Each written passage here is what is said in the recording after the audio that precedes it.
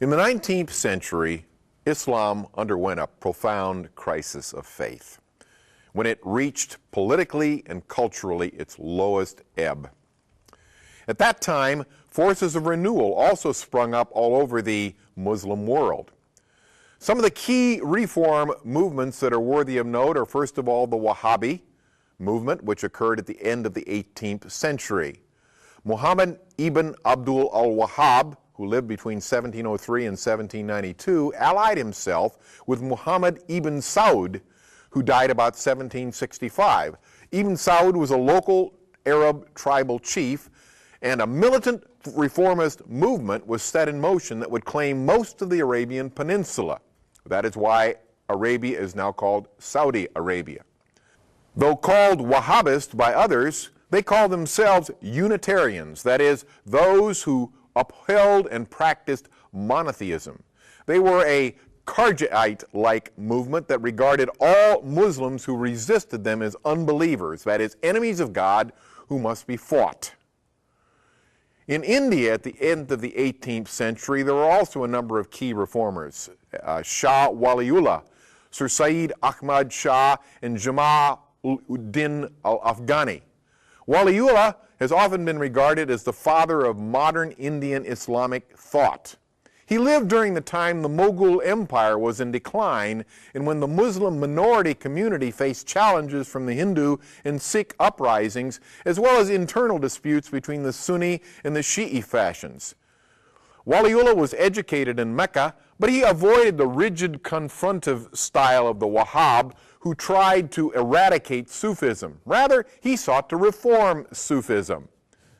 Sayyid Ahmad Shah combined a program of religious purification with military power to establish an Islamic state based on social justice. In 1826, he led an army of his 3,000 followers 3,000 miles to what is known now as Pakistan to fight the Sikh armies that had taken control of the area.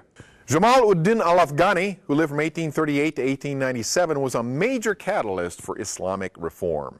He roamed the Muslim world, calling for internal reform to defend Islam. He believed Muslims could repel the West not by ignoring or rejecting the sources of Western strength, that is, science and technology, but by reclaiming and appropriating reason, science, and technology, which had been part of the accomplishments of the Islamic civilization when it was at its peak. He was an advocate of constitutional and parliamentary government to limit the power of rulers because he had seen the corruption in Islamic rulers. He also rejected the fatalism of Sufism as well as the Western tendency to restrict religion to personal life or private worship.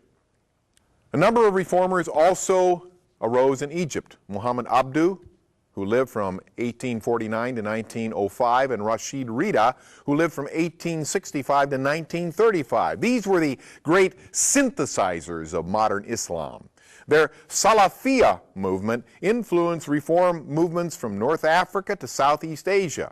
Abdu was a disciple of al-Afghani, and he was one of the leading ulama, or Islamic teachers, in Egypt. He was a reformer of Al-Azhar University in Cairo, and he was the mufti of Egypt.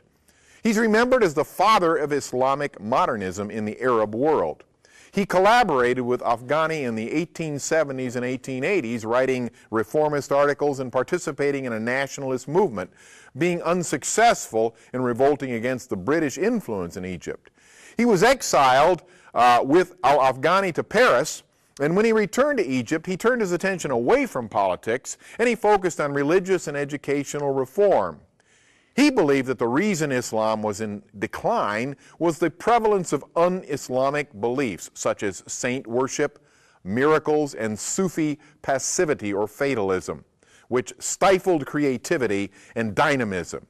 He also contended for the rights of women in Islam.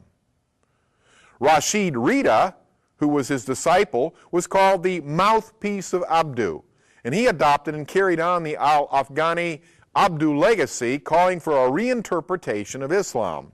He rejected the unquestioned authority of medieval interpretations of Islamic law, and he called for a new legal system relying on a principle of public interest or general welfare.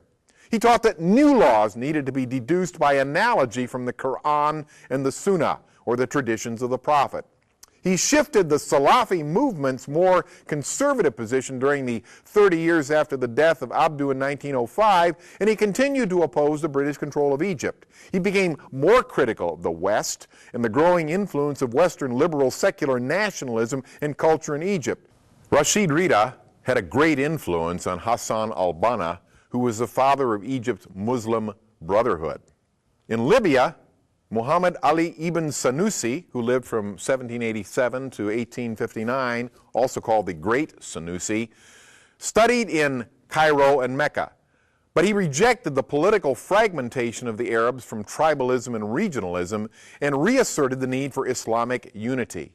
He called for the purification of Sufism and much of Islamic law, which he believed had been distorted by the interpretation of the ulama, or the community of scholars. He moved from Saudi Arabia and established the Sanusiya Brotherhood in Libya, which was a missionary movement that created a network of settlements across Central and Western Africa.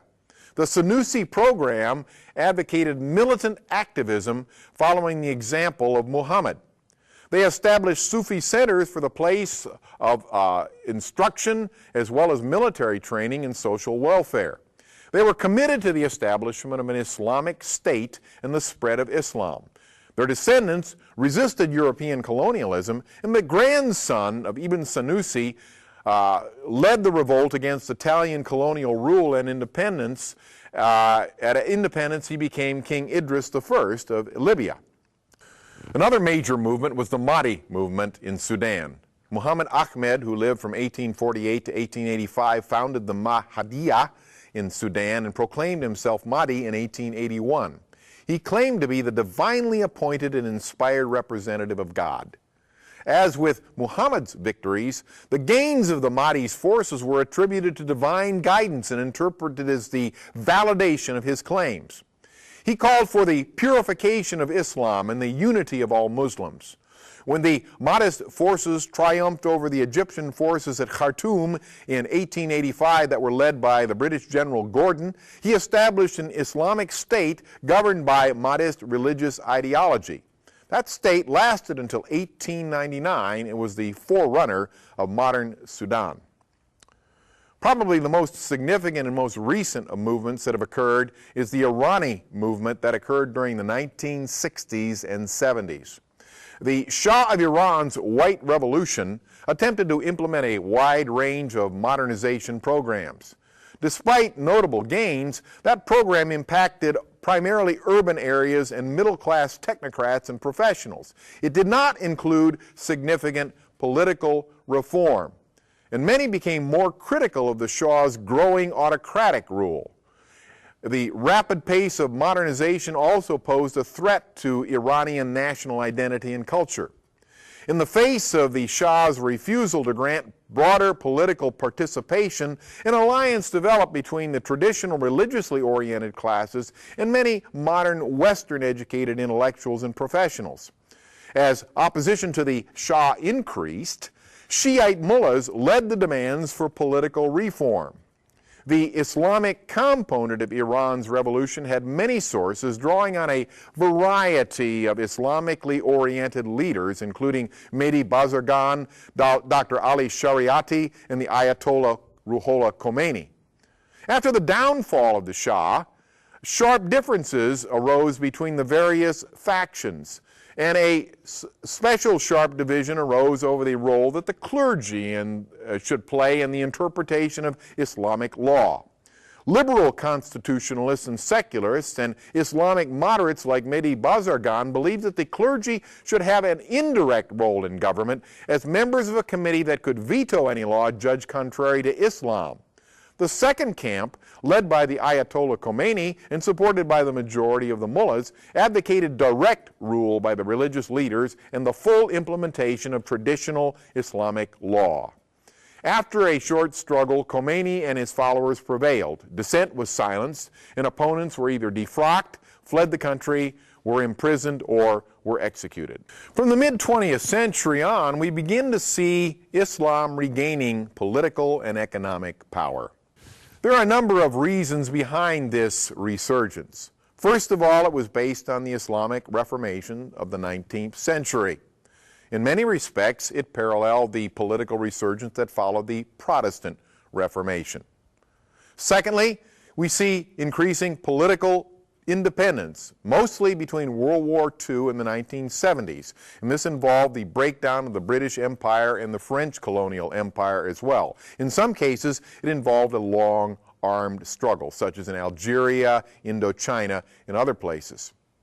Thirdly, we see oil wealth playing a major role. Most of the oil reserves in the world are under Muslim control. Note the following. The oil embargo of 1974 increased the economic power of the Muslim world, and petrodollars were used to spread Islam. Also, we see the exportation of Islam through mass immigration, especially to the West, due to social upheavals. For example, the upheavals in Lebanon, Palestine, Iran, and Afghanistan. And many people moved into Western Europe, France, and the UK in particular. Fifth, we see political events affecting the Muslim world that have turned Muslims off on Western models and have renewed their interest in Islam. The Palestinian crisis, the wars in Afghanistan and Iraq are some of those factors. Now, there are a number of different approaches to solving the problem. Along with this recent resurgence, there is still considerable conflict within Islam over the direction it should take. And there are a number of different approaches to resolve these issues. We first have the traditionalists.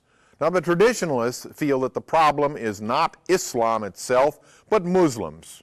That is, in their mind, Muslims have deviated from original Islam. And their solution is to return to models of primitive Islam of the 7th century, to throw off its accretions and reject Western values and political models. Now, the neo-traditionalists agree with traditionalists in their analysis of the problem and their solution, but they claim that reinterpretation of the sources of law for modern conditions. So they reject selective use and Islamization of science and technology. They are represented by the Wahhabis, Jamal ad-Din al-Afghani, the Muslim Brotherhood, the Ayatollah Khomeini,